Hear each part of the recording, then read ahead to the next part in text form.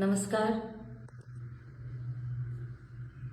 હવે આ જે ભાજપ સરકાર છે એમનું માનસિક સંતુલન ખોવાઈ ગયું છે, કેમ કે એમના જે મોટા મોટા કૌભાંડો છે ને, અને ચેતરભાઈએ જે કાઢેલા, તો હવે ચેતરભાઈને જેલમાં મૂકી રાખવા માટે એ લોકો કેવા કેવા ષડયંત્ર રચે છે.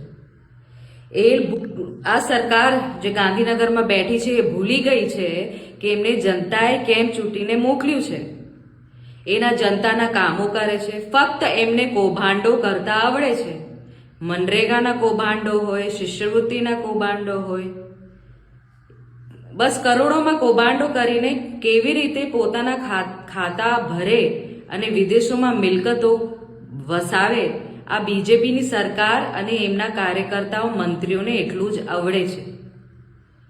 ચેતરભાઈની જામીન ના થાય એવી રીતે કંઈ ના કંઈ ષડયંત્ર વિચારતા રહે છે. મને નથી લાગતું અમને ઊંઘ આવે છે.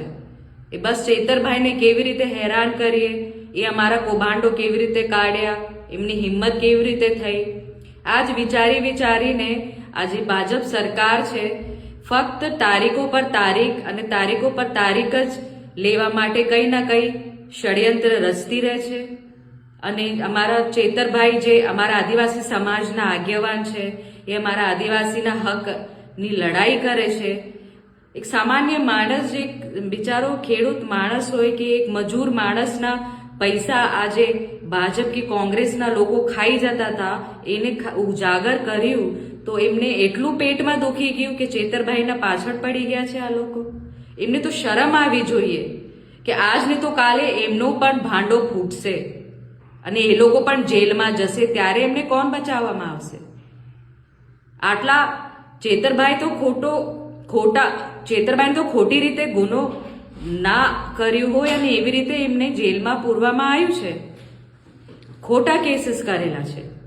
અને જે મર્ડરર્સ છે, રેપિસ્ટ છે, બૂટલેગર્સ છે, જે કૌભાંડો કરેલા છે, એ લોકોને એક બે દિવસમાં જામીન મળી જાય છે. આ કેવું ન્યાયતંત્ર છે? તો આ ન્યાયતંત્રના ખિલાફ આ સમાજ ઉઠે. આ ભાજપ સરકાર જેવી રીતે ખોટા ષડયંત્ર રચીને એક ભોળી પ્રજાના પૈસા ખાઈ જાય છે અને એમને ઊંધું સીધું ભણાવે છે, તો અમારા ચેતરભાઈને તમામ સમાજ, આદિવાસી સમાજ ટેકો આપો અને આ લડત અમે ચોક્કસ જારી રાખીશું. અને ચેતરભાઈને ન્યાય મળે, અમે ચોક્કસથી આ લડત જારી રાખીશું. ધન્યવાદ.